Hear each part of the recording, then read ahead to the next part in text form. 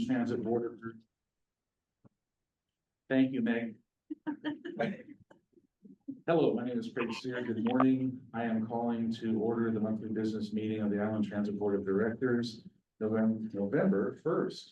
Wow, 2024, 9 a.m. or 9 a.m. a little bit more. We do not have a quorum at the moment. We've been advised by council that we can move to board business that doesn't require a business decision. So we're going to skip down to board business item number 1. Is that correct, Matt? Does that work? Yes, you could do that.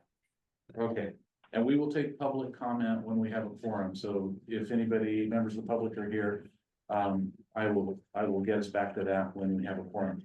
So Island Transit business item number 1 is Island Transit 2025 annual budget draft number 1. The current state law requires that we present draft budgets, and for members of the public in the room, we have copies right there at the corner. And I'm going to turn this over to Paul Aaron to make some introductory comments about the budget draft number 1. Yeah, thank you and good morning. I'm just going to touch on some highlights for this draft because at 1 o'clock today, we're having a budget workshop where we will go into detail. So I'll just mention a few of the highlights.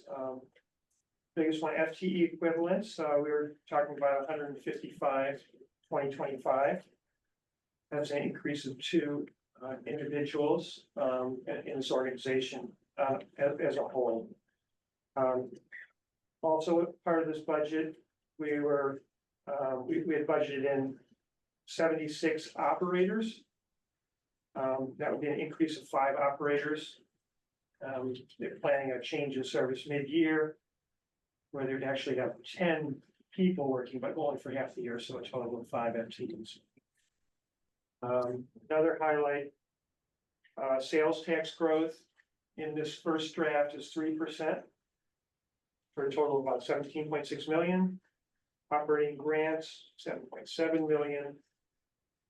Revenue and expenses, revenues are projected to go up about 0.5%, expenses almost 7%.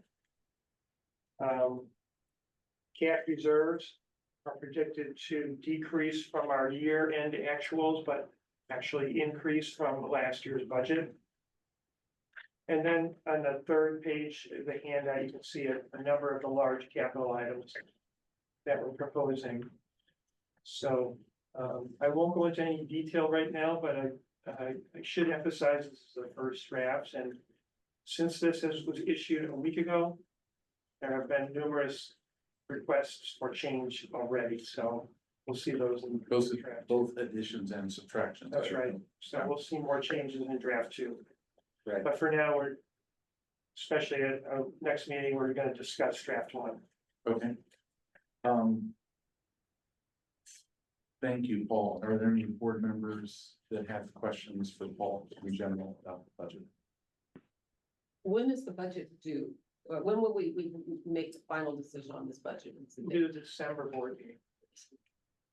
So we're likely going to need to have. Are we going to need to have another I think so. budget workshop? They're gonna this board will want to talk about those changes. Okay, so that means, We can do But it. this board will want to talk about. We can do it. so that means likely the 18th. We're certainly not going to do it on the 25th. That's Thanksgiving week. Right, we do the 18th and Melinda will be here. You know, I have to say, I won't be here on the 18th. Yeah, She will. okay, We can work out a date. okay. You said in December, specifically in January, December, no, December. Generally, at the December board meeting is where we pass it. Okay. It can be extended. We could extend, we could have the second hearing or the next hearing at the December board meeting and schedule a special one a week later. Pass the budget. Pass the budget. Yeah, we could do that. And that would give not do it the in new November. executive director a chance. To have a Right. little bit more input. And November is a rough time for the county commissioners because we're out for a week in the middle of the week at a conference. Anyway, So let's not adjourn this meeting without having that discussion. Yeah. So one thing about a budget is it establishes our priorities and service delivery. So I'd like to ask Brad Windler, how you see this budget supporting the delivery of transit services to Island County. Okay, so the input from both the planning and outreach as well as the operations departments, is supportive of. This started actually with the passage of the transit development plan, back in August. Where we called for a long-range transit plan and then, service increases related to that, transit plan. So the planning and outreach budget includes $110,000 to bring consulting firms on board to assist us with our long-range transit plan. We would kick that off in the early part of next year. Hopefully wrapping up a majority of the work in the middle of the year. Depending on the exact scope that the board wants the consultants to look at. If there are some more detailed requests from the board, that timeline may get extended. Which is why we've kind of beefed the budget up a little bit for that line item. We may very well come well under that budget, that 110,000, depending on exactly what the board asks of the consultants and the planning department. In addition to that, currently going on, maintenance is in the process of ordering 9 vehicles that are grant funded. These will be expansion vehicles that will arrive in the middle of next year.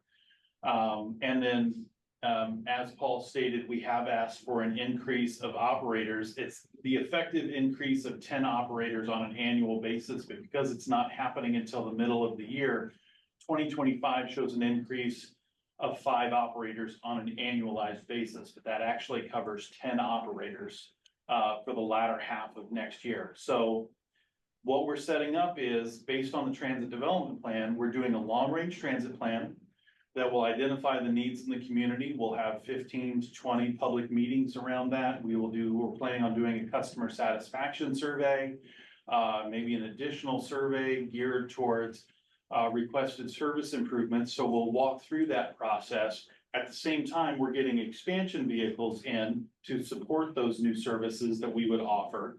The board will then look at the public feedback. We will make a recommendation, and our goal is to have a prioritized list of service improvements based on this planning process that then we can say, here are our resources. So middle of the year, we've got 9 new vehicles coming in. We have 10 operators coming in.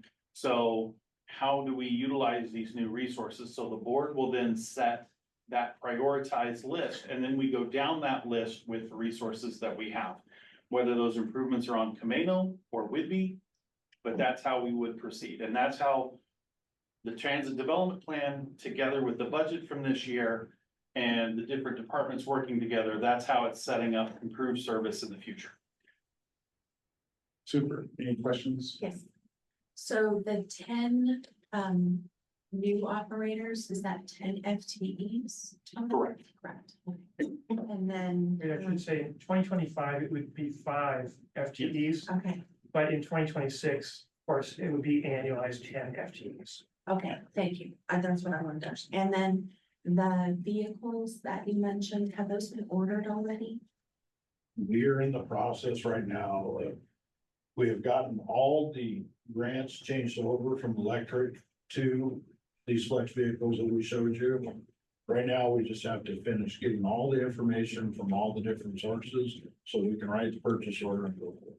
And the likelihood of taking possession in 2025 is high? It's, yes, they said they can have. Excellent, thank you. Yes. By the way, that was Will Volkman, our maintenance. Yeah. Thank you, Will. Okay, I think we will move on to the next item, which is again, not an item, it's an informational item, and actually quite an exciting one. The formation of a partnership with the city of Oak Harbor, and Brad, this is yours as well. Yes, so earlier this year, the agency purchased 2 electric vans, units 530 and 531. As those arrived, we were surprised to find out, like many of our colleagues in the transit industry have been surprised to find out, that the range, of the electric vehicles is shorter than advertised. Much shorter. Much shorter than advertised, yes. So we have been working on plans for how to, deploy these vehicles, out into the fleet when the fact is they need to recharge after about 90 miles. So, we have reached out to the city of Oak Harbor. The city of Oak Harbor has electric vehicles coming in, but they don't have chargers for their vehicles yet, but they do have a lot of infrastructure in place. Transformers, lines in the ground, that sort of thing. And so we happen to have spare chargers. We had planned for a larger fleet of electric vehicles that we then halted on once we realized that the vehicles we were purchasing were not meeting the expectations that we had when we ordered them. So 2 of the chargers, we're working on the details of this partnership now. We will be giving 2 of those chargers to the city of Oak Harbor. And then both agencies will then share the use of those chargers. And what this will allow is for us to deploy our vehicles up into Oak Harbor and use them on our paratransit service. And the drivers will be able to swap back and forth between the vehicles. As one gets low on charge, the other one is in charging at the city of Oak Harbor's facility, and we can go in, swap vehicles, and keep these vehicles in use. So then that's how we can effectively deploy these vehicles, even with their operational limitations. City of Oak Harbor is going to be able to charge their vehicles and get their electric vehicles on board much faster with the ability of having our chargers on their facility. Ma'am, you're over here. So that is the overarching view of the partnership that we're looking to form with the city of Oak Harbor. And we just wanted to let the board members know that this is coming. And that once we have a more concrete proposal with a lot of the details filled in, that we will be back before the board.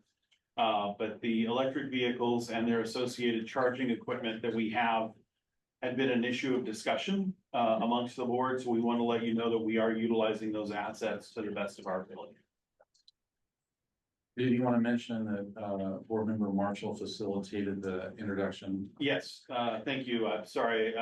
Yes, board member Marshall, who was also a council member at the city of Oak Harbor, was very instrumental in connecting our staff with the staff at the city's public works department. Yeah. That very may be exciting. one of the best win-wins I've ever heard. That's really great. Yeah, it's great. I mean, they have the facilities, they have the electrical infrastructure, the parking, space for us. We have the chargers. It just all comes together, and plus it comes in our busiest area where Island Transit Service is delivered. And we get to put these things in revenue service in a way that's meaningful to the community. So to me, very exciting. Yep, they'll be behind the fence, so they'll be in a secure location, but we're still going to have access to them. The city will be giving our vehicles access and the equipment necessary for that. So it really does work out well for both agencies. Will there be a schedule of sort so that when our buses are going in, that the chargers aren't all in use? Yeah, and that's one of the details that we need to work out. There's also charging. How do we monitor who's charging and when, and how do we split the cost of electricity and that? Right. Premature question. I apologize. Yes. Well, Some also, details to I come. would point out, they're providing key infrastructure, and we are providing key infrastructure with the charging, so. I'll be really interested to see how the negotiations work out with regard to the charging. So, thanks very much, Brad. Yes. All right, so, I am now going to, do a roll call. We have quorum in the room. Please, Melanie Bacon Craig Sear, And Janet Sinclair very good. and Lance, are you hearing? Yes, can you hear me? Yes, Yes. we can. Thank you. I'm here. All right, Lance Norton, labor representative, is here. All right, so we have a quorum, so let's have a motion to approve the agenda. so moved. second. Well, any discussion about the agenda? All those in favor signify by saying aye. Aye. Opposed, motion passes. Needed a motion to approve the consent agenda. I move to approve the consent agenda. Second. We have a motion to approve the consent agenda and seconded. Does anybody want to pull anything off of the consent agenda? I don't see that, so all those in favor of the consent agenda signify by saying aye. Aye. Opposed? So we've already approved the agenda. Were we going to add an executive session to the agenda? Is this no, Matt, I'm gonna have to go to you on this. Yeah, I think we were gonna add it to this meeting. Oh, we are gonna add it to this meeting. I thought that was a separate meeting happening. No, we're gonna do it inside this meeting. Inside this meeting. All right. Well, then we're gonna have to, Roll back that other. Yeah, we're just gonna need a motion to add an executive session. Is that right, Matt? Yeah, that's all you need to do. Yeah. All right, Move to add an executive session to this meeting. all right, and that will Second. appear as, let's see, that would be Business item 6. the last item. It'll be the very last, because there'll be no action taken. It's to discuss Right. litigation or possible litigation. Right, okay. Thank you. for that reminder. Okay, so any discussion about that? We just added it and all those in favor, saying aye. Aye. Opposed, motion passes. We have now come to public comments. That's something. This morning, give me a minute to open it up. I saw it come through on my phone and I know we had public comment come through. Oh, But okay. if you'll be patient with me, couldn't read it while I drove in the rain. across Thank you for not Section reading it while you- Bridge. Very good decision. Just give me 1 second. I apologize to everyone for being late. Somehow getting up at 6:30 in the morning when it felt like 3 AM didn't feel good. So we're gonna do I'm gonna do the public input and comments in general. Yeah. And then I'm gonna get to the public comment about the budget. Is that okay, Matt? Or do we have to do it in order? Yeah, no, you can do it however you want. All right.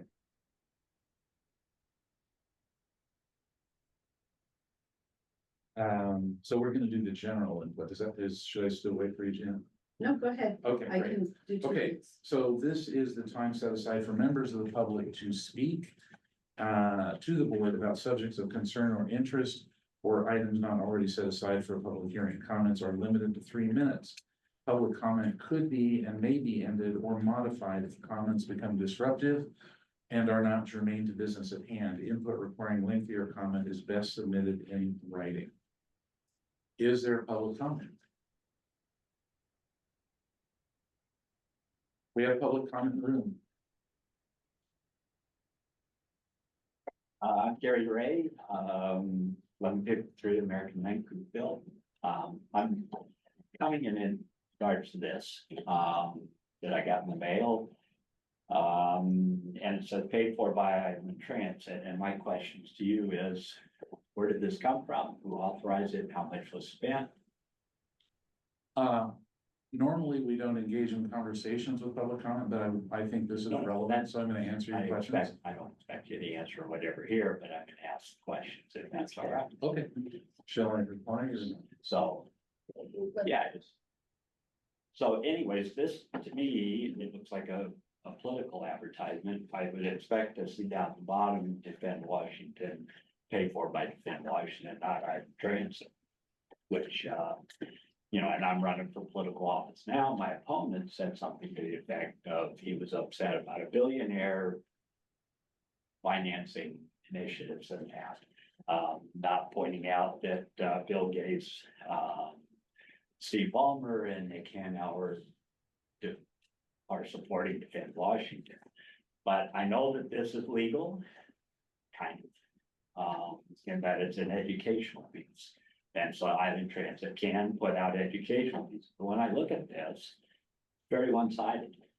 It's not educational for the public, in my opinion. And really, it's not my opinion. There's nothing in here that says, that points out that Climate Commitment Act that has added about $700 to an average 2-car family in their annual expenses for gas.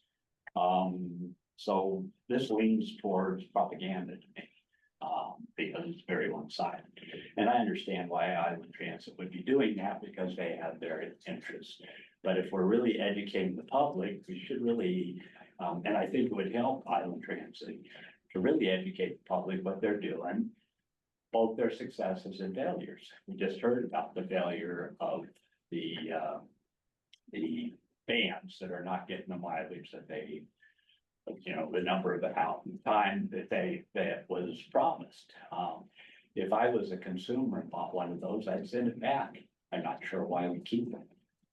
Instead of working with it, why don't we hold the manufacturers responsible for their promises? But more important than that is I've been hearing rumors about this, but it's not, the public doesn't know this.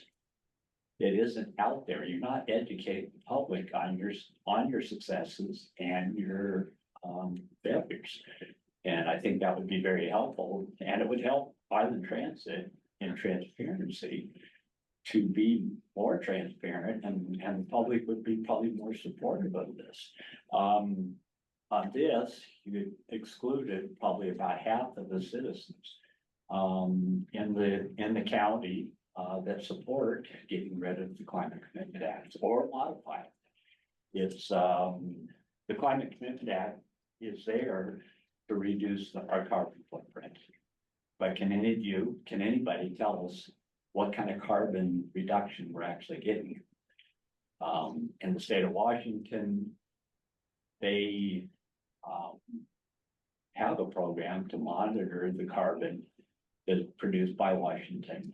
Those numbers have not come out since 2019. That's 5 years ago. I think we have the data. I don't think we're being successful. Again, it's about transparency. And so my question is, was the board aware of this, or was this happening below? Where is it in the budget? Money was spent on this for the budget. So there's a lot of members of the public online, and I do want to respond to several things. So first of all, you're correct. It is legal. It was reviewed by our Island Transit General Counsel for language. We're not advocating for a vote for or against it. The purpose of the piece was to educate the public about the impact to Island Transit if the Climate Commitment Act passes. That's the repeal of the climate commitment, 2117. We're not advocating for a vote for or against. This is a public education campaign. All transit agencies in the state, or most of them, I believe, send out pieces like this. As far as, yes, it was budgeted, it was funded out of our outreach budget. I'm gonna believe it was $25,000. Less than 15. Okay, less than 15. So 15, and we can get you the precise number if you want to know what it is. And then as far as measuring our reduction of our carbon footprint, we track literally every gallon of fuel we burn here. And so we can produce, and we know exactly how much carbon we reduce as the electric vans come in. We know that they're not actually burning fuel. And we can see the amount of fuel going down that we burn as we bring in these electric vehicles, and if we ever have hydrogen. So this agency will absolutely be able to do that. So thank you for your comment. Are there any other public comments? Yes. Good morning. My name's Tom Vanderwerk. My wife and I and our grandson live down in Clinton. Have been on land for 20 years now, I guess. Thank you. So being residents, we follow what's going on within the island, and I've had an opportunity to listen into some of the board meetings and so forth. And I provided some comments in writing in 3 subject areas, so I won't go into detail in the 3 minutes that we have here. The first subject related to safety. And in the September board meeting, there was a reallocation of funds to support a dispatch function versus funds that were in place for a safety function. And the board deliberated in terms of is that the right thing to do? But I also understand that the issue of safety was to be addressed in this upcoming 2025 budget. And the question is, has that taken place? And has it taken place with respect to not just safety, but an overriding risk management program, which most organizations like this have in place, and you may have, I don't know. So that was the first area, first subject. Second relates to the work environment study findings that you had, which you acknowledged were staggering and concerning as they should be. There are a number of things that can be done based upon my experiences in the short term to address some of those areas. Open communication, maybe some restructuring and so forth. But it's my view that you will not get yourself to a positive work environment that you desire until you get the culture changed within the organization. And that relates to the values that you set up as expectations for everybody in the organization. And then specifically relate to the actions that you expect employees and yourselves to take to demonstrate that commitment to those values. And there's some material in the background there that supports that comment. The third subject also relates to the work environment study. And it relates to the issue of boards don't want surprises. And this was certainly a surprise. And you don't want surprises going on in the future. So it goes to the notion of what's the relationship between governance and management? And what practices do you have in place to ensure that you are providing the direction necessary for management to carry out their responsibilities, and that you're getting the information back from management to assure yourselves that those directions are being carried out. And if they're not, you help coach, support, and hold people accountable. Fortunately, there's a good deal of information out there now with respect to boards who find themselves in this same situation. And it deals with clear roles and responsibilities and governance practices that get you to a point where you have a partnership with management. And I know that's a partnership with respect to governance is a difficult term. I always think of it as a 51% governance, 49% management partnership, because you can't do it alone. Management can't do it alone. You have to work together. So I shared with the group in my comments some of the best practices that are out there to get you to a true partnership. They're not recommendations per se. They're what other organizations have found to be helpful that you can go through and just check mark whether that's something you're doing now or want to do in the future. Thank you very much for those comments, and I would encourage you, if you have time, to observe the budget session this afternoon, where we will be talking about safety matters and some potential staff positions for that. Okay. Those, yeah. Thank you. And I think most of us agree with everything else you said there in terms of culture change. Yes, please. Mr. Chairman, Yeah. ask a question. Wait, in Yeah. your first section, I just wanted to understand clearly what you had written. You talked about risks to the organization. Of course, we talked about safety. And then you used the phrase all risks Yes. and risk mitigation. Yes. Could you define it for me? Sure. It doesn't relate just to facilities and operations, relates to IT. It relates to anything that could potentially affect the organization. And you having in place plans for mitigating those. Thank you. And it's an open process. You ask your employees, what could happen tomorrow that would really affect us in terms of being able to do our job? Thank you. Yeah. Thank you. You bet. Any other public comment? Any other public comment? Not mine. Okay, I see no other public comment. And so we are closing the public comment section, and now we're opening a public input and comment on the 2025 annual budget. And I'm just gonna open it up. Does anybody have any comments about the budget? From the public? Yeah. Pretty quickly to that. There's a budget here, and I don't understand a lot of it. Could you introduce yourself, please? Oh, Gary Ray, number 53. Under vehicle maintenance, it says rebranding, vehicle painting, 1.2 million plus. That's, I assume, to have all of that buttons and match and everything, all the old ones to the new ones. Why do we do this? $1.2 million because they look nice. Am I missing something here? But that they all match? Why don't we just let them phase out as far as the use of the bus, and then the new buses are rebranded? That's a lot of money, especially when I think your budget is around 26 million overall for, but look at the capital budget, doesn't give a total to the total capital budget, but quick question, do we have to pay their buses? So, great question. The board decided to rebrand Island Transit. Brad, was that a year and a half ago? What's that? Sorry. 2 years ago, 2 years ago. 2 years ago. Okay. And so,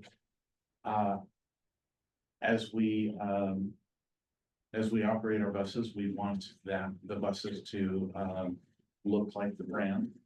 In fact, I'm not really speaking from a place of perfect knowledge here, so I would invite either one of you who have been involved, maybe you. Please stand up and introduce yourself. My name is Celine Muldowney, and I'm the marketing and communications officer here. This is actually a project that I worked on, and those are really good questions. Part of the budgeting includes standard budgeting. So the 1.2 million looks like a really big number, but that number is actually spread out over a number of years. We're talking like 3 to 5 years. Most of the buses that we get that are new, or vehicles that are new, come pre-decorated. So they come with all of the logos and stuff. The vehicles that we have that are coming from, say, we're getting these new vehicles that you heard about, those vehicles will not come branded. So we're gonna have to brand those. So we can't let them be, empty. We're gonna have to make sure that they have our logo on it and they're identifiable. So some of the budgeting went towards uniforms. Those uniforms are standard costs that happen every single year. So we had to include that into our grand budgeting, but a lot of that comes from standard budgeting. We've got, luckily for us, digital items don't need a physical cost, right? Because we print on demand. But other things such as our uniforms need to have the logos on it. Our uniforms have a budget. We've got other items that we budget traditionally throughout the year. All of that got included in that amount. So as big as amount as that is, there's actually a breakdown available that talks about where all those amounts are allocated. The bigger expense is actually, you're right, is putting the logo on a lot of these vehicles. We also had to relogo our signage, which you saw the bus stops. This is very standard operating procedure with many, many agencies. It had been 37 years since when we started, 35 years since we had done any kind of, renegotiating of our logo, making it look pretty, whatever, and trying to bring it up to the modern era. And we had a lot of input from the community asking us, hey, we're not really keen on your 1970s look anymore. So can you guys make us a little bit more modern? So really, we responded to that by saying, well, what are you looking for? And we spent a good portion, and I can tell you I did, because I personally did this, for 6 months asking the community for input. And the colors that we picked, the logo that we picked, the designs that we picked. Yes, sir? Celine, what is the rule that we're adopting for the vehicles over which ones will get rebranded and which ones? Oh, yeah. A lot of the vehicles that we will be not rebranding are the ones that are gonna be expiring shortly with their use. So we're talking 5 years, right? yeah. So the vehicles that are coming due in 5 years, we're not actually gonna be rebranding them. And we looked at a lot of our budget and we allocated it so that we're actually not gonna be doing a lot of our vehicles. Most of the vehicles that we're gonna be logoing are the newer vehicles coming in. And as you can see, we still have a lot of buses out there that we haven't logoed, and we haven't changed out. That was my question. Yeah, are we painting buses? We're actually not gonna be painting the buses. Okay. It's a laminate, and it's not the cost is, we've gotten it down to our vendors making it very, very affordable. It's cheaper than actually repainting your car in most cases. Okay, no. Thank you. Thank you.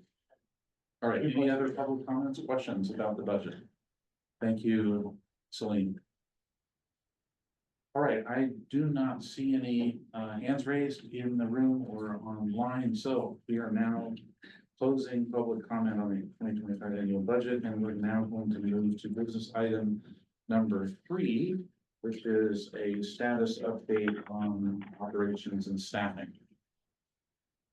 Before Greg starts talking, I just want to acknowledge all the people, all the employees who are online and employees listening to this.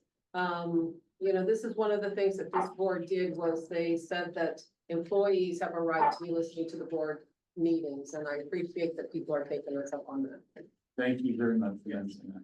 And for clarification's sake for the board members, business item number 3, this PowerPoint starts off talking about item number 3, and then we move into item number 4 as well, the service adjustments requested for January 2025.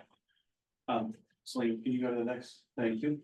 So a large part of our focus has been rebuilding the services that we were forced to cut earlier this year due to low staffing amongst our operations department. So a lot of what I'm going to be talking about here is our recruitment efforts and what has gone on and how that is building towards the service change that we're going to ask for you to approve here later today. Celine, can I get that? So earlier this year, we cut service in June for an effective date of July 7th. And then again, for the September service change, we also made another reduction due to low staffing levels. And as you walk along here with this graph, you can see, you know, we really got low. And then here in June, we got down to you know, the 37, 38 range. And the reason that is important is because we have 38 full-time bids. So at that point, 38 full-time bids. yes, full-time positions to be occupied by operators. Did you say bits or bids? Bids, sorry. Okay, that's where you lost me. My apologies. Bits of what? All right, sorry, my apologies. Yeah, so Just we wanna make had sure I was tracking. 38 operators for 38 bids, which doesn't give us any spares. So at that point, when we got into the May, June timeframe, there was a lot of cancellations that were happening on a daily basis. Depending on who was calling out or who was on vacation, varied from day to day what services had to be canceled. So the decision was made to cut back our services a little bit so that we could guarantee to the customer the services that were in our rider guide were what we were supporting on a daily basis. Sir. Yes, what would be it? I mean, 38 to 38 is crazy. What is the necessary sort of extra capacity that you need for people calling sick, et cetera? So under our collective bargaining agreement with the union, they can have up to 5 members on vacation at any time. That's contractual. We have to allow that. Then from an operations perspective, you usually have 1 to 2 operators out on long-term medical leave, FMLA or PFMLA. Then you may have 1 or 2 operators who call out sick because flu bugs, COVID, short-term injuries. And then beyond that, there is need for occasional refresher training. We also have federal compliance requirements for the regulatory system. The biggest one being drug and alcohol testing. We have a randomized drug and alcohol testing program for our operators so that when they're called out, we have to send them out. We don't make that determination. We get notified who's to go, and then we have to get them to go in that month. Sir. So I want to call out for the board's information that when Commissioner Bacon and I became acting members of the staff, we became aware that to continue the service and what was happening in May and June is there were a lot of double shifts happening. I mean, day after day after day, people working double shifts. That's the only way that we were able to meet our service commitments because of employees that went way beyond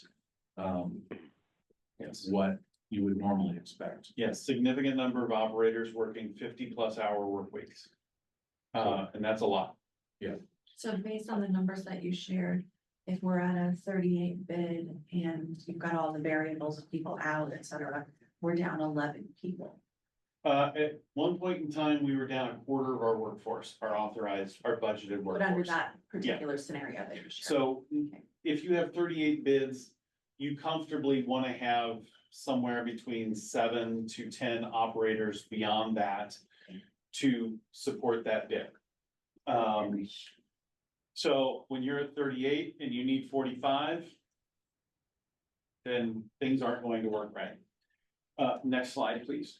So, into late July, staff got together, we laid out a pretty aggressive recruiting and training plan to get out there, get on the recruitment of operators, so that first we could sort of stabilize versus any losses, and then start adding back in. And so what we were able to do is in June and July, we were able to get those numbers back up. We had some success with our classes. We had some of those classes in May and June, we got everybody through, and that was beneficial.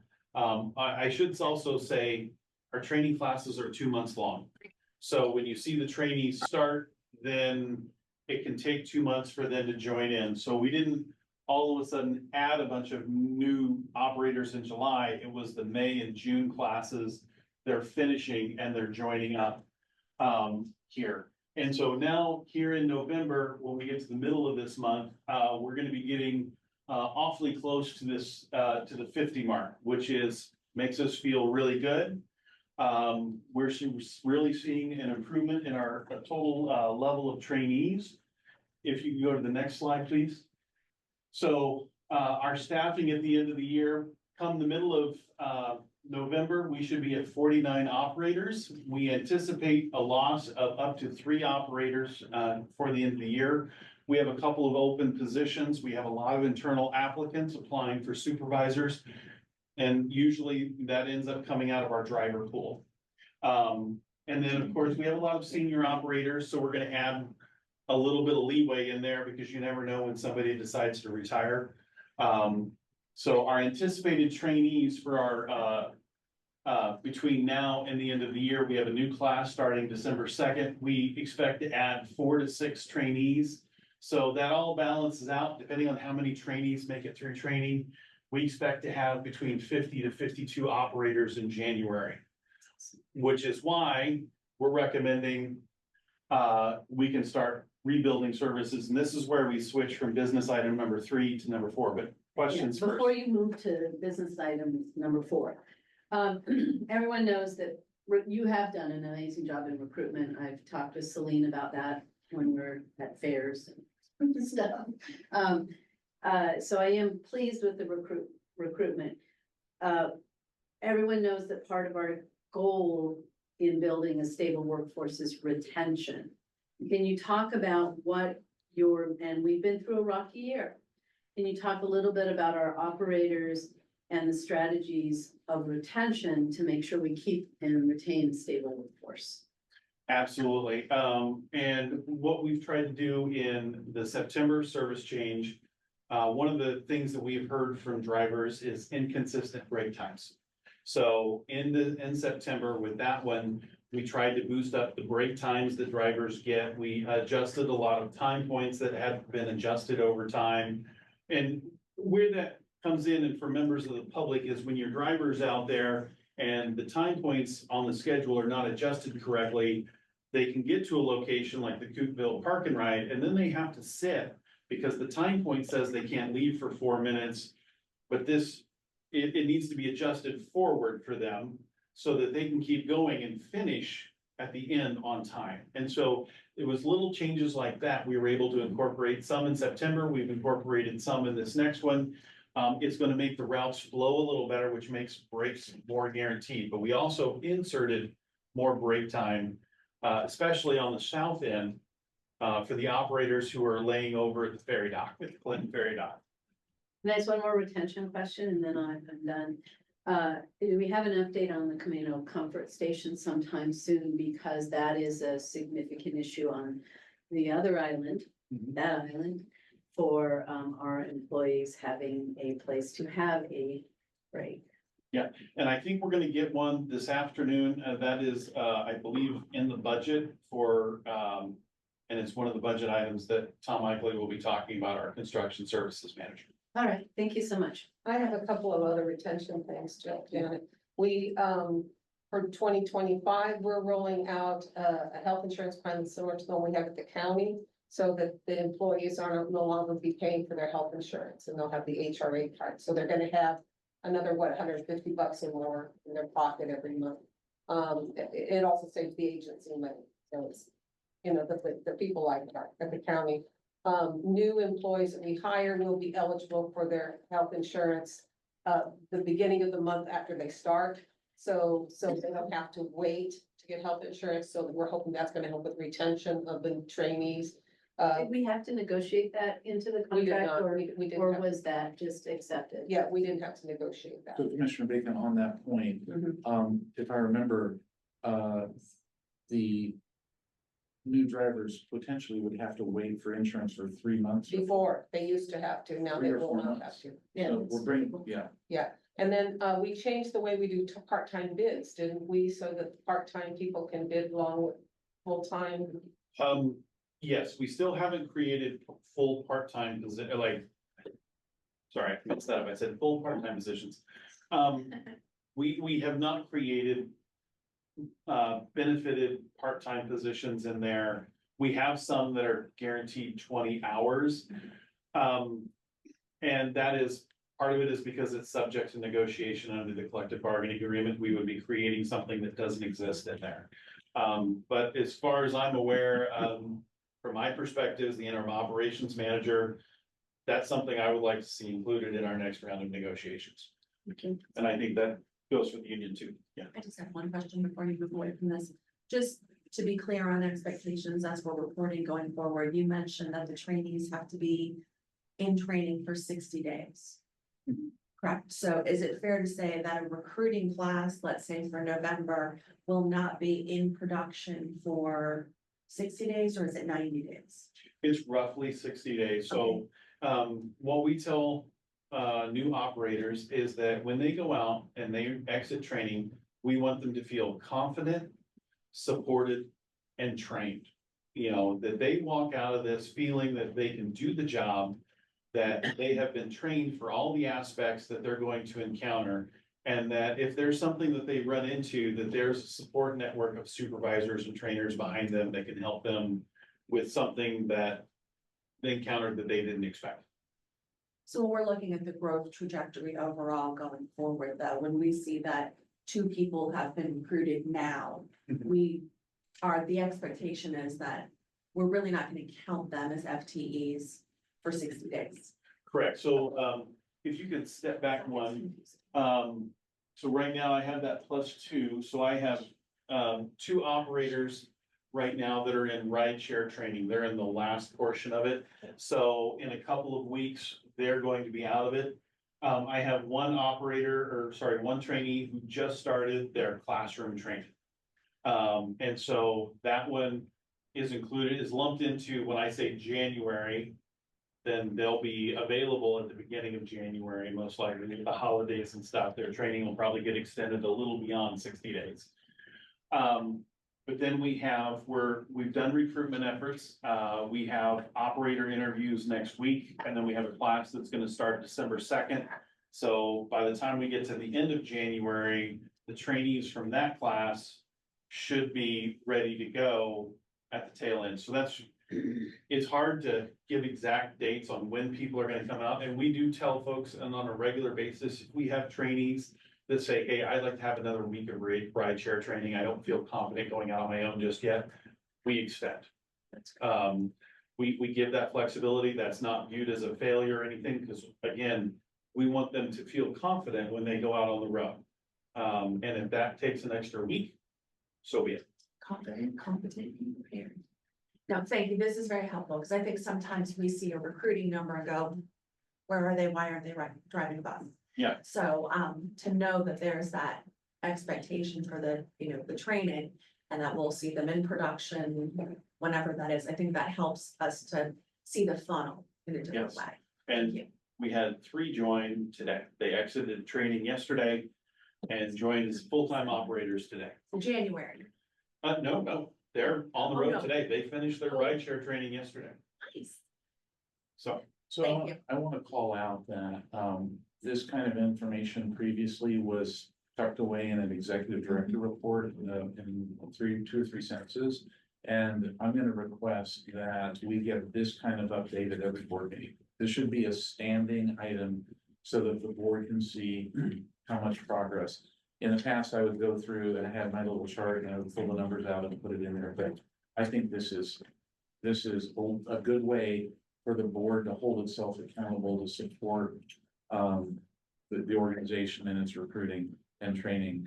And there is, you know, I mean, we have 2 members of the outreach team here with Brad and Celine, but the training staff, once these 2 hand them off, completed the interviews, they're handed off to the training folks, and there's a whole bit of infrastructure in this agency to support these people, to get them through, and also make sure that they're a qualified driver.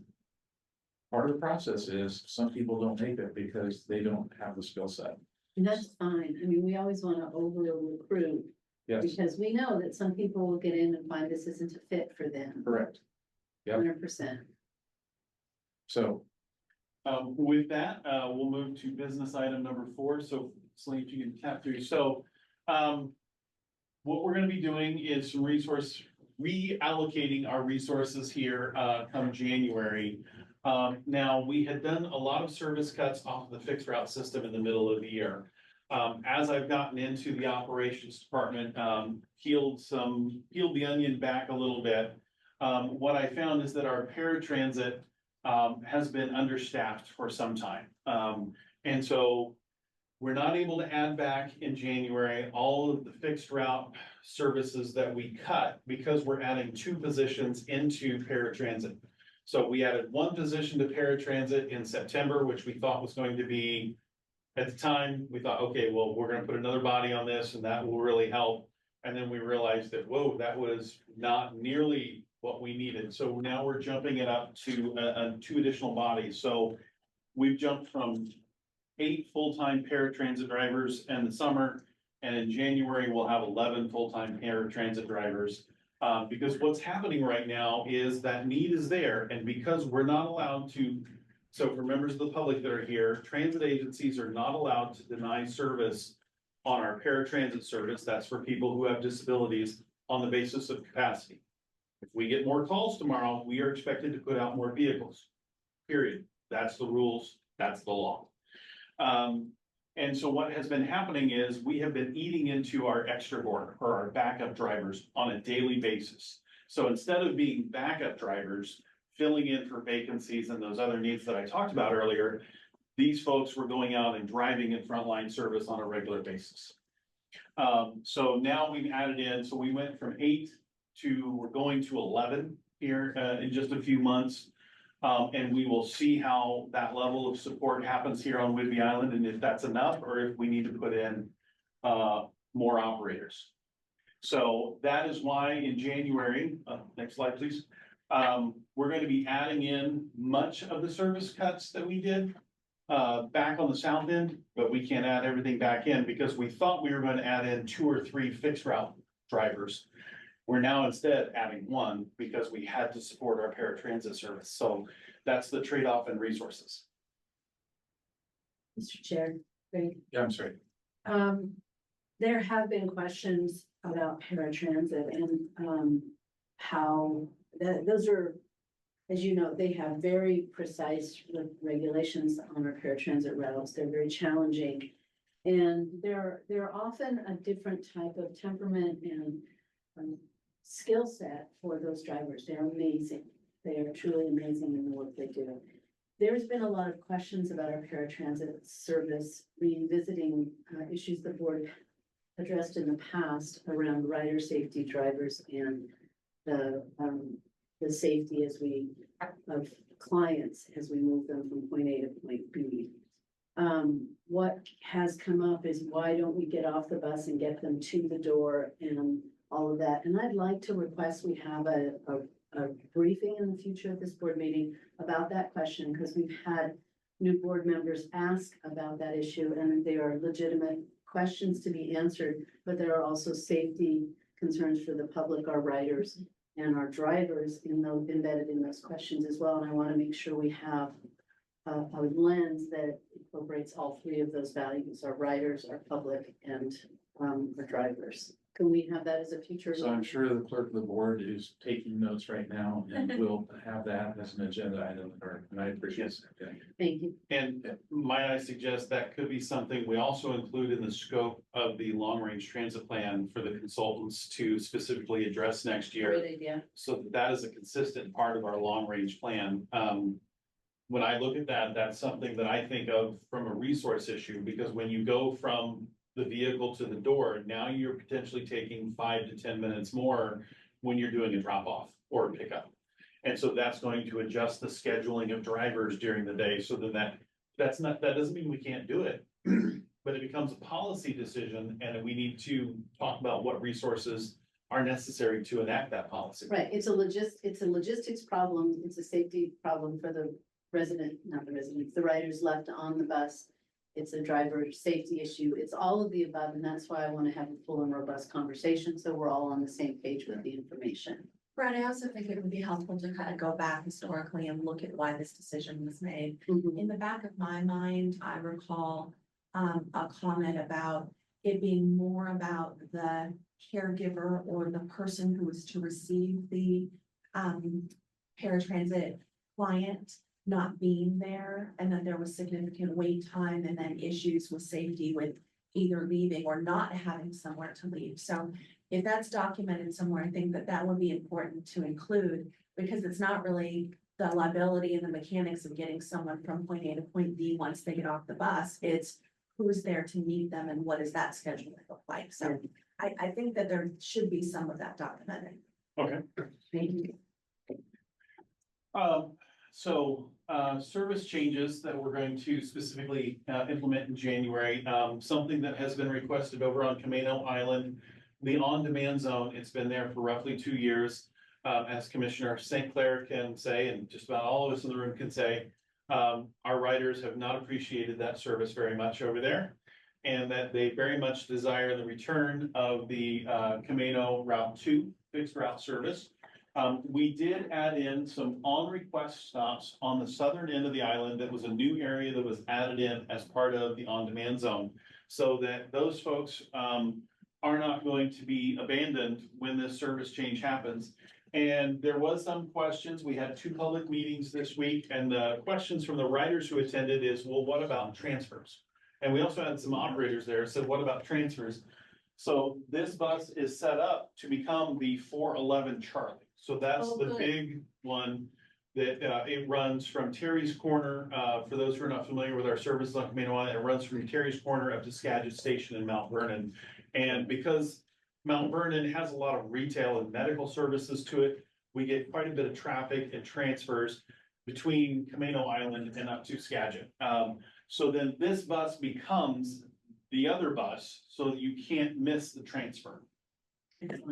I did have a chance to go over to the Camino station, and because I have heard about the complaints, being there, I get to hear what people don't like, and so I've heard the complaints about on-demand and the challenges, but I did want to make sure we didn't lose the South End service. So I had a chance, I believe Troy's online, I think I saw him there earlier, and went over and talked to some of the staff over there about the questions of making sure it didn't reduce service and that it met what the public is asking for without, on demand. The idea was to increase service availability on the South End. Yeah. And this will not reduce that. So I just wanted to share that that was the feedback from the staff on Camino. So, are you ready for the next slide? Okay. Thank you, Troy, by the way, if you're still online. I just want to thank you for that observation, because what I'm hearing here is we're listening to the staff and the public in perhaps ways that we weren't in the past. And I think that is great. So stepping over to Whidbey, some of the changes that we've got going on down there is we have added some more Route 60 runs in the afternoon from the ferry dock up into Langley and Freeland. In the morning, we added a 6:30 a.m. run on the Route 1 from Oak Harbor down south to the ferry dock. Before, that was our 4th most popular or most ridden run on the Route 1. So it was a big one to, restore. Our, improved Route 60 is gonna better serve the Whitby School District in the afternoon. So when school gets out, 10 to 15 minutes afterwards, there's going to be a Route 60 bus that'll go by north and south, both directions for kids who are coming out of school. And then an hour and a half later, for those who are in after-school activities, it happens again. There'll be a bus in each direction, so kids can walk out and they should be able to get on our buses and get a ride home here in the afternoon. We changed a couple of runs on the Route 1 in the morning, some of our very early runs to arrive earlier at the Clinton Ferry, as well as we moved some runs around. So in the morning now, we have runs running southbound at 4, 4:30, 5, 5:30, 6:30, and then 7. So there's a lot more runs on the Route 1 that'll run by Bayview Park and Ride, that'll run through Freeland, that are gonna come down from the Coopville Park and Ride in Oak Harbor. So commuter services are greatly improved from there. All the buses that have brakes at the ferry dock, so we've been using the ferry dock now, starting in September, as a good break point. And we've been trying to set up 20-minute breaks there for operators when we can. One of the things that we have told operators they do, because these are paid breaks, is if a ferry comes off, oftentimes the buses are timed to depart with ferries, but the ferries a lot of times run late. So if a ferry's running late and is off schedule, and those riders come by you when you're sitting there on break, you're an on-demand shuttle. So you can turn around and run up to the Park and Rides and shuttle them up on request. So all you gotta do is just knock on our door, and the drivers will take you up. Okay, so hold on. So that impacts the driver's break though. It does, but so like the 3 runs in the afternoon that we improved in the afternoon, they have 90, one has 90 minutes of break, one has 95 minutes of break, and the other one has 125 minutes of break right now in the afternoon, in the evening shifts. And these are broken up into smaller chunks so that we have regular departures on time. So it was a win-win for both. We were able to give them some more break time, but it also, we had them lay over extra long so that we would have regular departures timed with the ferries. So it worked out for both of us in that way. But the run up to the ferry service, or a run up to the Park and Rides and back from the ferries is 7 minutes. So if you're on a 20-minute break and you have to spend 7 of it doing a ferry run or doing a Park and Ride run, you're still getting over 10 minutes of paid break, plenty of opportunity to get a bite to eat, to get out and use the restroom. I guess though, does it conform with the CBA requirements of the breaks? It does. So state, CBA requires, it doesn't mandate anything different than what state law requires. State law requires 50 minutes of paid break on an 8-hour shift. So at 90, 95, and 120, we are well above the state mandated minimum. Okay. And, I really encourage all board members, we're all subject matter experts on the schedules in our part of the county. Okay? And It takes 4.5 hours to ride the bus from my house to my office in Coopville, if anybody wanted to know that.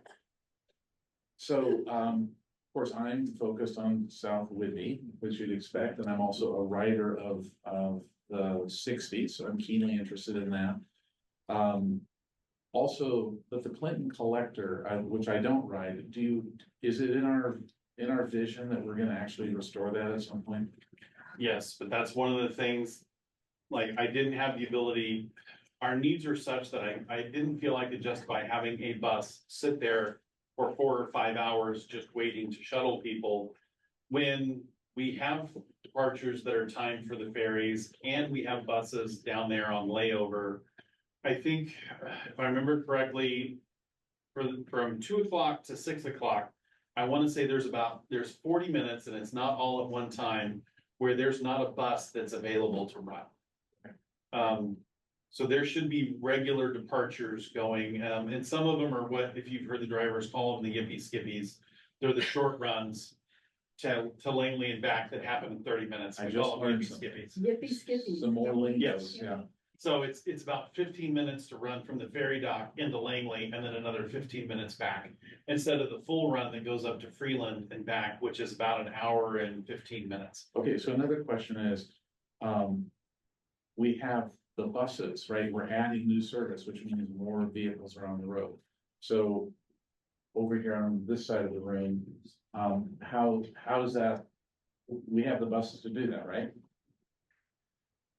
So our fixed route service will need one more than normal, and then the para stays the same because we're using those buses now. But we're just having them driven by Extra Board, and we're switching those to our, so I didn't want to freak out Will here and say I'm adding 3 buses. That's kind of where I was going with this. We're really adding one. If it's a fixed route bus, we have the buses. Our parabus fleet, we're at max capacity right now. Which is a problem if we have growing transit requests. Do we have Yes. money in our capital budget from the recent grants for Paris? The nice thing about ordering these next 9 buses I know. is that gives us the option for that's why we call them flex buses. Uh-huh. They can go either way. So then being 9 extra buses, that helps us in that area. The answer is yes. Jen. Yeah. Okay, that's what I thought, and you'll keep us updated, because I'm hearing in other boards and places I sit that there's delays in a lot of bus, vehicle, van purchases. That's why we're ordering the vehicles we're ordering, is to try and cut down on the delays. Yes, so will the flex vehicles that we're ordering have a delivery window of 6 to 8 months? Is that? Roughly.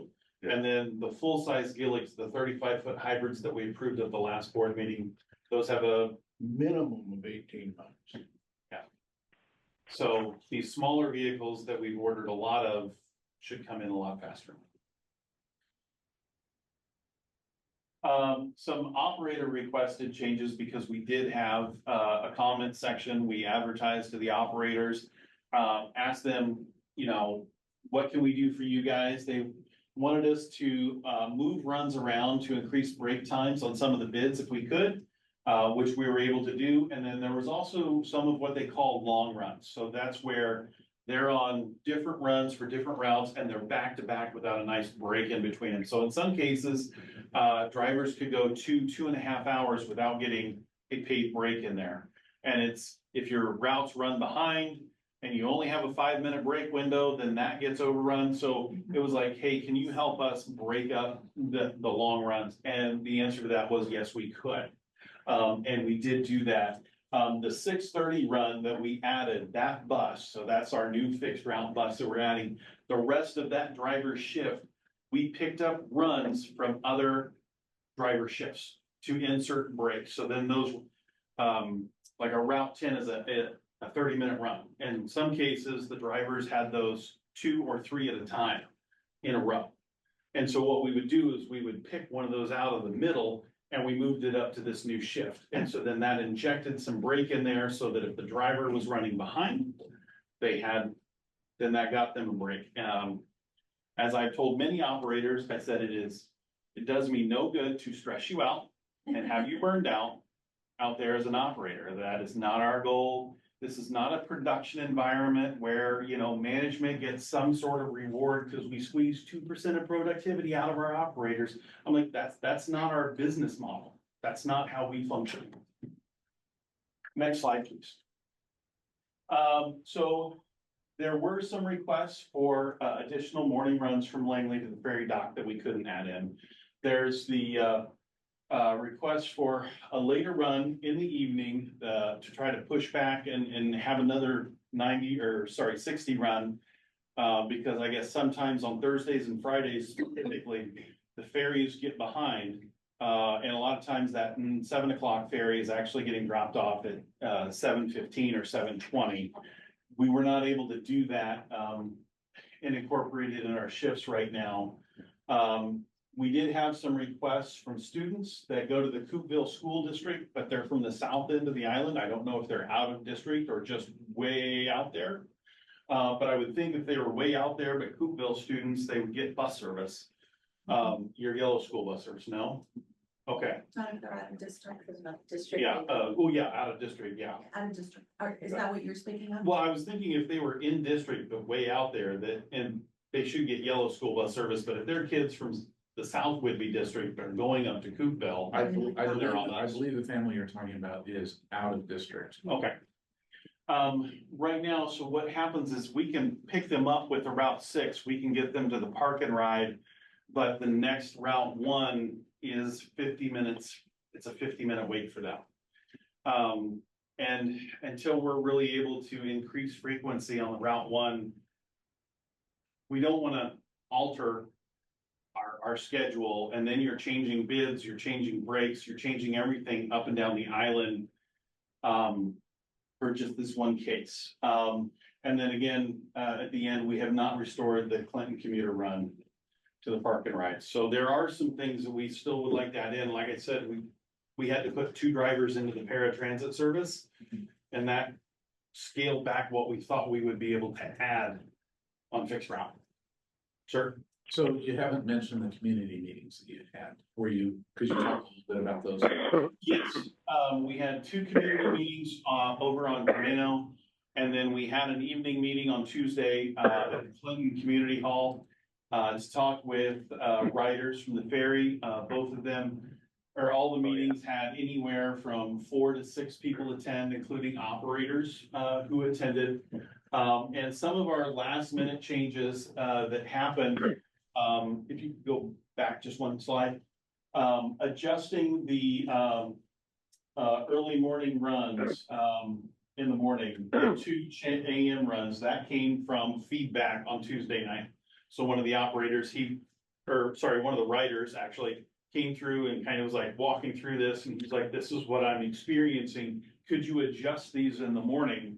And so we adjusted our 4 o'clock run to start at 3:50, and we adjusted the 4:30 run to start at 4:15.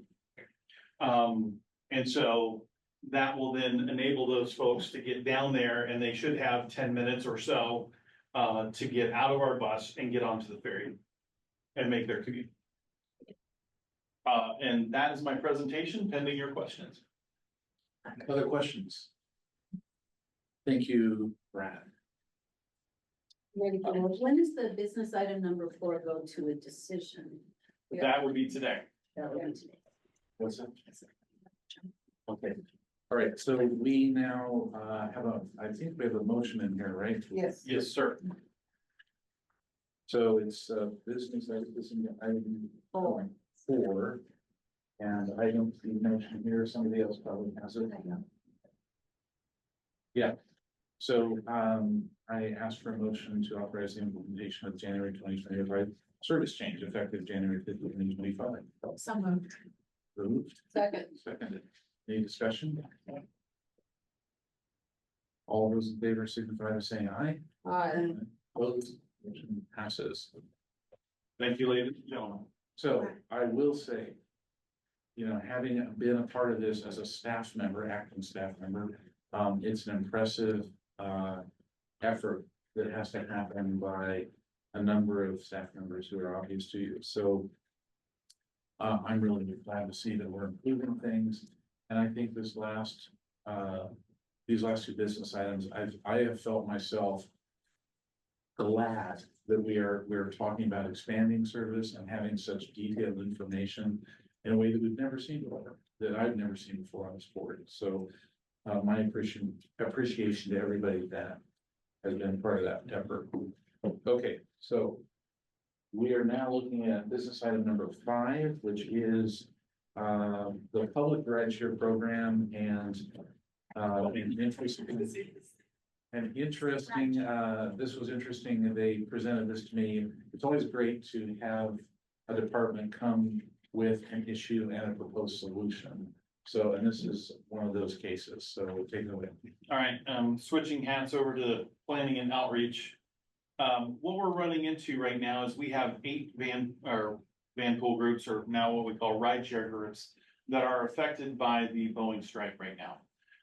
As of November, they will no longer be getting their subsidies to offset the cost of their Boeing van pool. So to help these groups stay together, what staff is proposing is that we reduce, we make a change to policy so that any vehicle that is having a workplace disruption, such as a lockout or strike, but wishes to reserve their van, can do so for $25 per person in the van. So that greatly reduces the cost of reserving their van, so that once the strike or lockout or whatever the disruption is that's over with, they can then resume their commute. Joanne, please come in. Joanne is our rideshare staff member here today that is regularly dealing with these staff members, or with these rideshare members. So this will be a slight change, and because it does affect the fare collected, then that makes this a board decision, because it becomes a policy decision and not a staff decision. So the goal is, I read this, I was very interested in this one. The goal is to make sure that our rideshare participants who have a disruption due to a strike or, that's the only thing I can think of right now. That they can reserve their vehicle by paying themselves to keep it in their, that they're the ones who are still subscribed to that vehicle. It doesn't have anything to do with the subsidy they get. It's just that they can choose to pay that. That vehicle is used, as I read this, for them to make sure that when the strike or when work resumes, they're immediately able to get back. Because if they vote Monday and they accept that vote, they're back to work immediately. Everything, so it pivots that quickly. So that's what the purpose of this is for. Yes, and that way the groups can maintain control of the vehicle. They can keep it parked at their But they can't location. use it to, according to what I read in your materials, they can't use it to, and you know, they, at the picket lines and stuff, they have vans that go around and make sure people have coffee and whatever. It's not used for that. It's just so they can use it when they return to work and have it available quickly and be able to pivot immediately. Yes, ma'am. Okay. So one thing, if, as I understand it from the reading I've done, and I'm keenly interested in this topic, if the strike vote in Boeing is over and they adopt the proposal that they've negotiated, the back to work process is not immediate. It may take several weeks. So it puts the rideshare staff in a difficult position. Like as I saw it, it was like November 18th, November 12th, something like that. So we're halfway through the month, and the subsidy does not exist in the month of November. So it gets to be a difficult thing. Is that right, Joanna? Yeah, it's just basically, the policy For the changes. record. Yeah, sorry, Joanna Church, right here. So currently, the policy states that if they wanna hold on to that vehicle, they're paying their full fare. For some people, that's $150, $175. They're only making what, $250 a week right now. So what we're saying is, because they're no longer getting a subsidy to cover that, what we're asking for is that to hold that vehicle, whether they not driving it, but hold on to it so they don't lose it, is that then instead of paying their full fare, they each pay $25 to hold on to it for the month. Otherwise, what happens is they're all gonna start folding, and bringing back the vans, and we want them to be able to start back up again. The reason we want the policy in place, even if they vote on Monday to go back, is so that when future strikes happen, which I'm sure they will for other companies too, we've got the policy in place. And it is in line with how other agencies handle their hold process for the rideshare. So this is consistent within the industry. Yes. So last year, when we approved the budget on this ride share, we looked at the expense and the revenue. This will, at $25, how significantly will impact the revenue? And do our expenses go down when those vans are out of use? Yes, ma'am. So if they fold, we get nothing. Right? So if they all fold, we get nothing from those rideshare groups. By allowing them to hold on to it, we're at least recouping some money. And I know there was somewhere a chart that we made that shared that. And what is our expenses right now when the vans are on strike? Nothing, because they're just sitting there. Well, Nothing. other than me, the capital expenses, of course, but like Capital and me insurance. going out and driving, going out and driving it and keeping it charged. So, okay, So we're not paying gas, we're not dealing with the maintenance. so there's policy, the people policy of this, but there's also the budget policy. I want to make sure we talked about both. Do we have a waiting list at all for rideshare vehicles? We're right there. So we've got a couple groups that are starting to form, but because we do have our 6 new plug-in electrics coming we just got a call yesterday. They're starting to come within the next 2 weeks. We have vans that are actually gonna be filled, and so we don't have a wait list. Two So of how do you the, fit? yeah, it's not a problem. 2 of the 6 vans that are coming in are considered expansion vans. The other 4 are for replacement. Okay. And this affects 8 of the 31 vehicles that we currently have in service. So this is about a quarter of our rideshare fleet right now that would be covered by this policy. So I'm hoping everything settles and I go back to work, but I don't know, saying that, so how long would we extend this to that? So in our policy right now, and this doesn't change with this proposal, is we said a vehicle can remain on reserve status for 100 to 120 to 180 working days. Okay. And then we have the right to bring the vehicles back. All right, any other questions about this? Is there a motion? I move to approve resolution number 11-24. Amending the public rideshare program and users guide as attached and incorporated by this reference as exhibit A effective November 1, 2023. Second. Any other discussion? I see none. All those in favor, signify by saying aye. Aye. Opposed, motion passes. All right, we've completed all the business items. I have a short executive director report. I'm preparing for the new executive director. Is that the whole report? Not quite. We are, there's a lot of things put together. We'll be having, a new signature motion coming in at the next, board meeting to remove me and put the new executive director as having signature authority. When's the next board meeting? Not besides this afternoon. The next board meeting is the first. Somebody look at the 1st of December. What day is that? It's the 6th. December 6th is the next board meeting. Yeah. But Janet, we were talking about, because we're gonna have to approve the budget, but we're gonna have a new draft. We're talking about having to have another budget discussion prior to that vote. So What we're talking about is, Commissioner Bacon was saying that November is a particularly busy time for commissioners. So we're thinking about using the December 6th meeting as another budget discussion where you see another draft.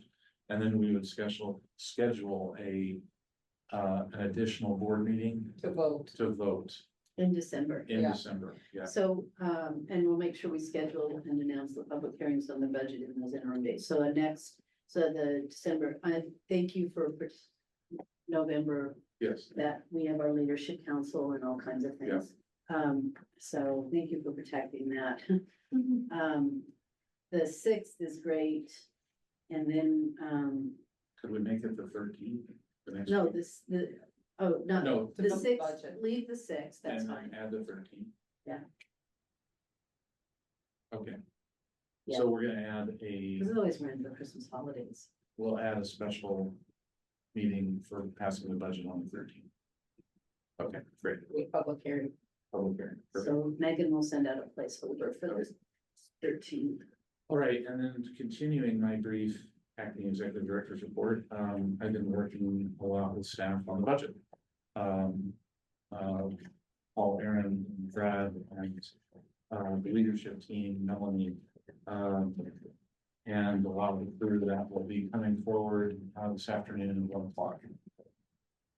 I feel like ceding part of my executive director's report to my partner here. Do you have anything you want to add about what we've been doing the last 3 or 4 weeks? We've just been kind of cleaning up a few things that we needed to get cleaned up. I want, by the time the executive director starts and the HR manager starts, that they start with a nice, clean, everything is where it needs to be, and they can just move forward, Yes. serving the customers, improving the service, That is. the Yeah. goal. and not have any of these awful things hanging over. Right. Exactly. Okay, so now we are now moving on to the financial controller's monthly report. Okay. Well, maybe I'll start while they're hearing, there we go. This is a finance report for the month of September. And before I get started, I just want to say probably the biggest items that are on our plate is our budget. Currently are in the midst of an audit, which is broken into 3 audits: financial accountability and systems, and our daily operations. And really, this report relates to the daily operations. So, first item are cash sources. Sales tax revenue of about 43, well, maybe almost $44,000, almost 3% against September 2023 actuals. You can also see by this slide that we saw some normal contract revenue coming from the state of about $500,000. Next slide, please. Sales tax actual versus budget. When we weigh it against the budget, which we forecast to be at 3%, it's down about 2,000 or less than, well, about 0.1%. So doing pretty well, but once again, if you look at the green line, we haven't really met our budget, the 3% line we drew in the 2024 budget. As sales in the county have been weaker than really for a very long time. For the year, at this time, 3/4 through the year, we expect 75% of our sales tax revenue, and we really only have 72.2, so we're down about 2.8%. Next slide, please. And if we break down operating grant revenues, we can see we had 2 WISTIP grants for a total of $7,000, and then we received our July reimbursements from the state for our 4 operating grants. We also had some significant miscellaneous revenue, fuel refunds for about $20,000. Next slide, please. The topic of interest is our investment interest.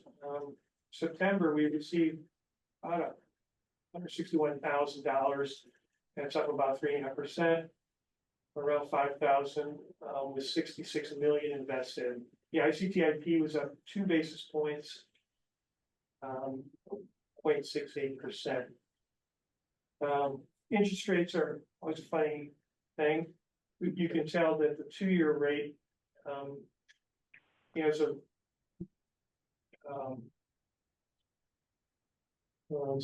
9.24. I think that should be 10.24. I apologize for that. But you can see that rates recently have been jumping a little bit. But our LGIP has been decreasing slightly. They're still ahead of the other investment options, most of the time entertained by nonprofit organizations. And the ICTIP, which is where we're invested, went up 2 basis points. They're still below those other indexes, but still an improvement. So that's hopeful. Isn't that a timing issue as we have, depending on how much they have in, as rather than call early, that we wait till they call and both LGIP and ICTIP have different call cycles that allows us to harvest and reinvest. They're really different funds with different objectives. The ICTIP probably has more of a 3-year horizon, average horizon. The 2-year treasury obviously 2 years, and the LGIP is probably 30 to 90 days. Yeah.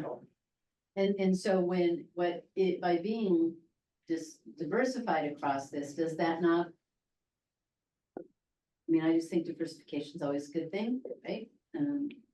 It allows us to not be vulnerable when things like the LGIP and their short terms.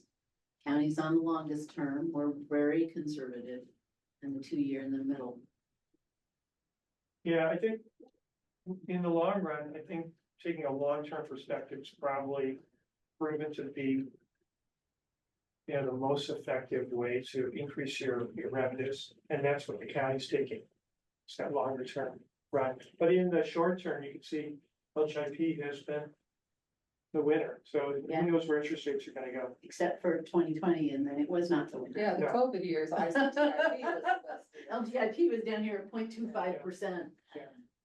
So, like, you know, I think if you were to talk to professional investors, they would say, you know, periodically invest in those 3-year investments, you know, and in the long run, you'll come out ahead. But it's nerve wracking in the short run. Yeah, you try to get hard stomach sometimes. Any other questions? All right. Next slide. Oh, that's right. Cash uses, September payroll, that's a big item, the cash payroll. Is down from last month and also down from last year, but when we look at it from an accrual standpoint. Only a variance of 0.05%, so pretty stable. Non-payroll payments of 365,000 was down also from last month, 11%, and down from the previous year. About 40%, so, and, you know, I say this each month, it does fluctuate based on in particular capital items that we purchase. Next slide, please. Capital payments, you can see were fairly minimal. Terry's Corner, $4,000, and Ecolink tablets, which we're paying on time, is about $1,000. Cash reserves, you can see total reserves about 68 million. September cash increased to a little over $1 million, which is insignificant for 1 month. Next slide, please. We can see this graphically. As cash continues to press northward. Once again, 1.5 million increase from slide. Then you can see a kind of a change in the character of the holdings as last budget cycle. There was a priority to increase that blue area, the other capital. And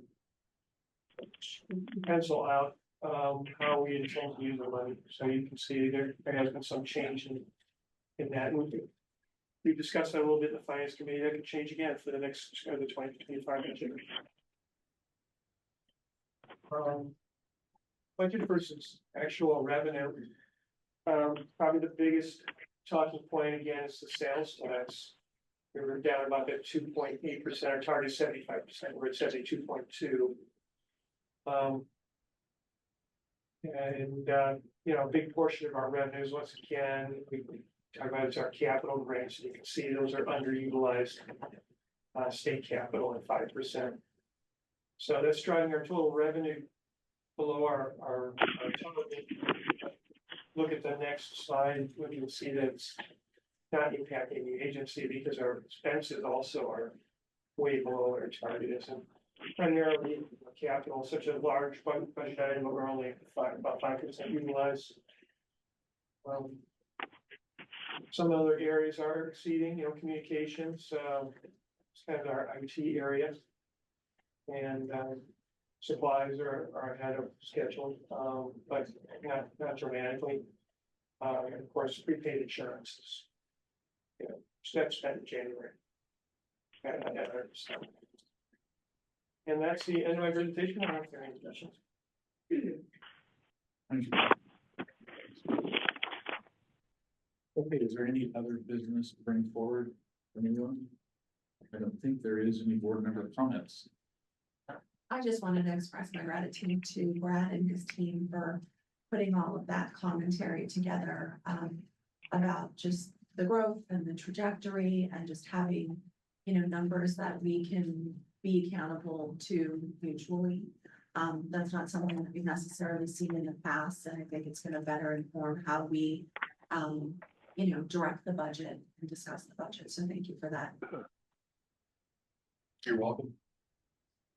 All right, so as I understand it, we are, Matt, you'll advise me here, we are not adjourning, we are closing right now, is that correct? No, we'll actually be going into an executive session. You added an You added executive session earlier. Yes, but I thought that executive session was, Part of this meeting, okay. so we'll just say goodbye to everybody else. All right, so we are now going into an executive session. We're gonna do that in 5 minutes. Let's take a 5-minute break and then we'll do an executive session. And then the executive session will be for 5 minutes, 10, how long do you think we need, Melanie? Oh,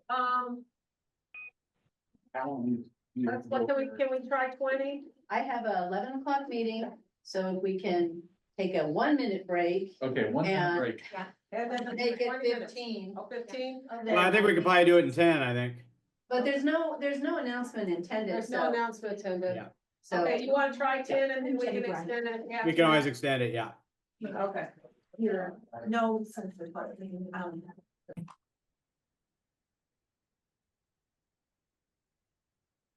And we're waiting for somebody to come back in. I think so. Okay. All right, so, We're- Thanks. all right, great. So we're now back out of the executive session into open session. And we have no additional business to conduct, so I am now closing the November 1st, 2024 monthly board meeting. Thanks very much. Thank you. Thank you.